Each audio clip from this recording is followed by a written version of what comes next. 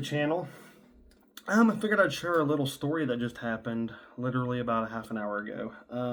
So I'm down here in work, Columbia, South Carolina, and a friend of mine, Dan, which I've mentioned on the show, and we've had several items that he actually owns on the show.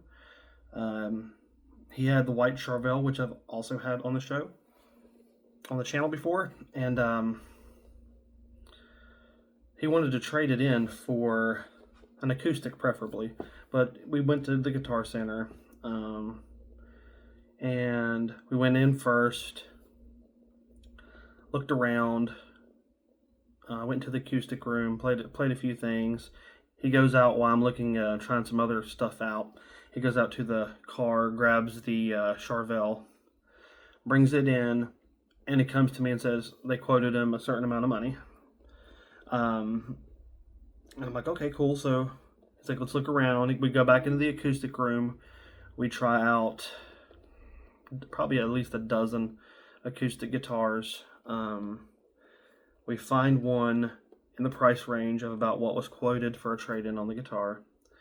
And I believe it was like $50 off. So he's like, I'm going to do it. I'm going to trade. And we're like, okay, cool. So we go out of the acoustic room with the acoustic guitar, go up to the workers there at Guitar Center. He's like, yeah, I want to finish up trading in, have the guitar there. I want to trade it in on for, toward this one. And you guys quoted me this trade in about 30 minutes ago, and I want to do it. Well, then another guy that works there gets on the computer, and all of a sudden, the quote drastically drops from the trade-in, what it originally was quoted for.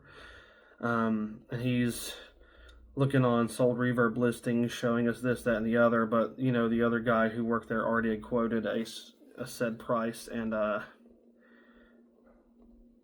like I said, it dropped it drastically, so ended up he didn't do the deal because it was just such a bad deal at that time, after it was changed. So I'm kind of thinking it's like they switched the trade-in amount after he picked something to buy. Is this kind of like, I don't want to speculate, but it sounds a little strange to me. It's kind of like, well, maybe we can get a little more out of it when we go to resell it. I thought it was quite odd. I know there's a lot of horror stories from people trading in at Guitar Center. But yeah, it left a bad taste. And both, I wanted him to get the new guitar too, so it's a bummer. But he brought it back with him. We're going to see about taking it somewhere else or just posting it online for sale. But let me know if you've had any kind of weird instances with Guitar Center or another music store where they're kind of flip-flopping at the last minute, kind of what they said. Just thought it was noteworthy to make a short little video while I'm here at work, to let you guys kind of know what kind of goes on in the evenings. But make sure to like and subscribe and stay tuned.